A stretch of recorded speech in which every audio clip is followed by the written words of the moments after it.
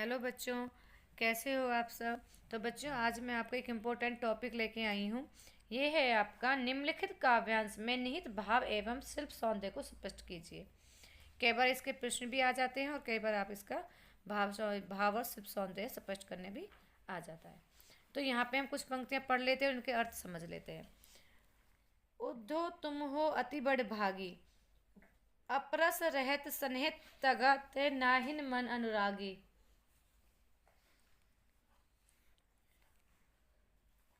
पुरिनी पात रहत जल भीतर, तारस देह न दागी। ज्यों जल महा तेल की गगरी, बूंद न ताको लागी। प्रति नदी में पाऊँ न बोरिया, दृष्टि न रूपी परागी। सूरदास अबला हम भोरी, गुड़ चाटी जो पागी। तो कुछ मैं इसके अर्थ बता देती हूँ। जैसे यहाँ पे है आपका बड़भागी। बड़भागी मतलब भाग्यशाली। अप्रस मतलब अछूता रह जाना, किसी दूर हो जाना। स्नेह प्रेम।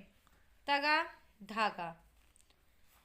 पुरैनी कमल, ये कमल का पर्यायवाची है। पात पत्ता। रस जल, यहाँ पे जो इसका है ना, अब यहाँ पे देह शरीर। न दागी दाग नहीं लगना। महा मतलब महा में होता है, में भी होता है, इसका भीतर भी होता है। गागरी जो मटकी होती है मिट्टी की। ताको मतलब उसको। परागी मुग्ध हो जाना। अबला नारी। भोरी भोली। गुड़ गुड़। चाटी चीटियाँ। पागी लिपटना। जो माने जैसे। तो इसके मैंने आपको शब्द के अर्थ बता दिए हैं ताकि आपको इसे पढ़ने में आसानी हो जाए। तो मैं पहले इसकी व्याख्या कर देती हूँ। पहले आपको व्याख्या पता होना चाहिए कि ये हमारा है क्या, इसमें क्या बताया है। तो सबसे पहले तो ये जान लो कि ये जो है हमारा सूरदास के पद हैं। तो ये हमारे जो इसके वो हैं कवि है हमारे सूरदास, और इसके जो कविता है उसका ये क्या है, पद। कवि सूरदास हो गए आपके, और कवि इसका कविता क्या है, पद। तो इसमें उद्धव तुम हो अति बड़े भागी। तो यहाँ पे क्या है कि जब श्री कृष्ण गोकुल छोड़ के मथुरा चले जाते हैं, तो वहाँ से सखियाँ क्या होती, गोपियाँ बाढ़ देखती है कि वो वापस आएंगे हमसे मिलने के लिए। वो ऐसा वादा करके जाती हैं। लेकिन होता क्या है कि श्री कृष्ण वहीं पे ठहर जाते हैं, और वहाँ से उद्धव एक मित्र होता है, उनके माध्यम से गोपियों को संदेश भेजते हैं योग साधना का, कि अब वो वापस नहीं आएंगे, और गोपियों से बोल दिया जाए कि वो योग साधना में भक्ति भाव में लग जाए, कि भगवान के प्रति वो प्रेम भाव करें। तो यहाँ पे जब वो आता है उनके पास, तो वो यहाँ पे उद्धव को व्यंग्य कसती है, मतलब वो डायरेक्ट ना कह के इनडायरेक्ट ताने मारती हैं। कि अब यहाँ पे आप समझना, देखो क्या है पहले लाइन में, उद्धव तुम हो अति बड़े भागी। तो वो कहती हैं कि गोपियाँ कि हे उद्धव, तुम तो बड़े भाग्यशाली हो, सौभाग्यशाली हो। और अप्रस रह स्नेह तगाते नाहिन मन अनुरागी। तुम सदा ही प्रेम के बंधन से दूर रहे हो। तुमने कभी प्रेम की भावना को समझा ही नहीं।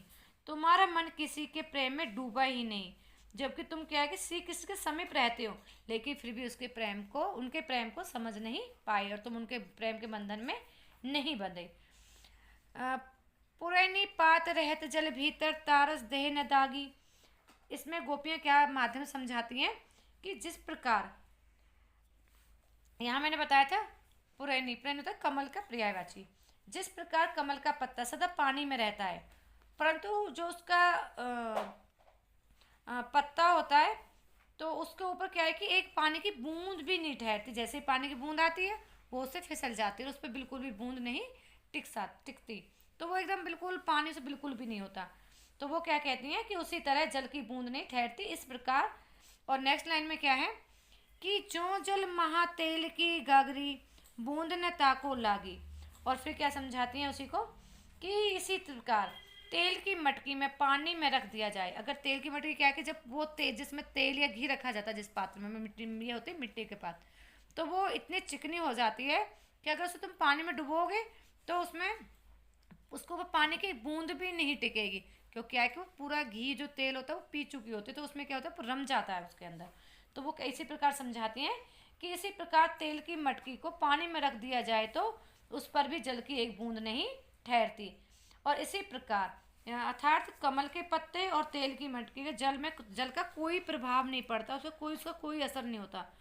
उसी प्रकार वो उद्धव से क्या कह रही है कि तुम से किसी संगति में रहते हुए तुम्हें उनके प्रेम का प्रभाव तुम्हारे ऊपर नहीं पड़ा, तुमने तो आज तक के प्रेम की नदी पर अपना पैर तक नहीं डुबोया। मतलब यहाँ पे आगे प्रीत नदी में पाऊँ न वोरा दृष्टि न रूप पर आगी।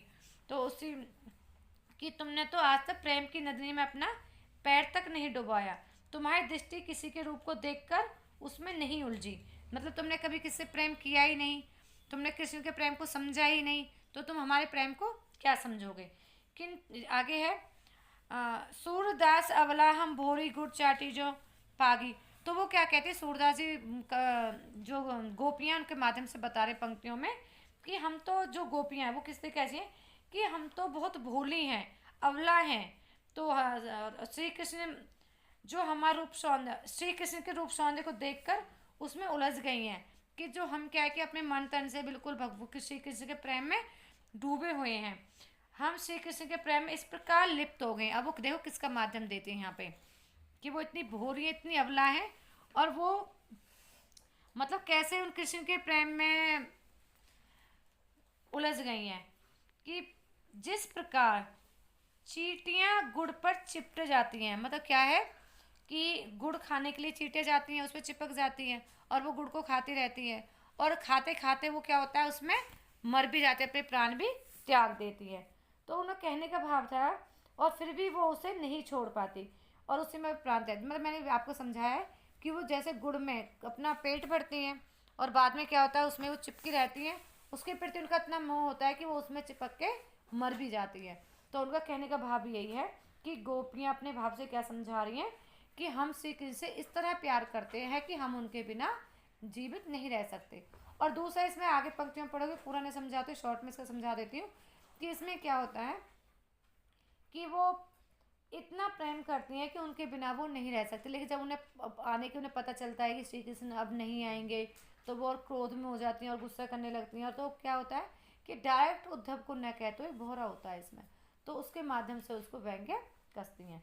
तो इसका हम पढ़ लेते हैं। यहाँ पे मैंने इसका बताया था कि इसका है भाव और शिल्प सौंदर्य। तो यहाँ पे हम पढ़ लेते हैं इसका भाव। देखो आपने वाक्य तो पढ़ लिया कि इसमें क्या है, बहुत मतलब कृष्ण के प्रति गोपियों का प्रेम बताया है। तो भाव सौंदर्य में आप हेडिंग में लिखोगे तो आप लिखोगे इन पंक्तियों में श्री कृष्ण के प्रति गोपियों ने अपना अनंत प्रेम बताया, बहुत प्रेम बताया है। यहाँ गोपियाँ उद्धव पर व्यंग्य भी कर रही हैं कि वह साक्षात श्री कृष्ण के साथ रहते हुए मतलब श्री कृष्ण को मतलब भगवान मानती हैं कि उनके साथ रहते हुए भी वो निर्गुण ब्रह्म की उपासना करता है, कि उनके साथ रहते उनके प्रेम को नहीं समझता। अब यहाँ पे शिल्प और भी आप लाइनें ऐड कर सकते हो, जो लाइनें मैंने व्याख्या में बताई हैं, थोड़ा सा पढ़ के लाइनें पंक्तियों को।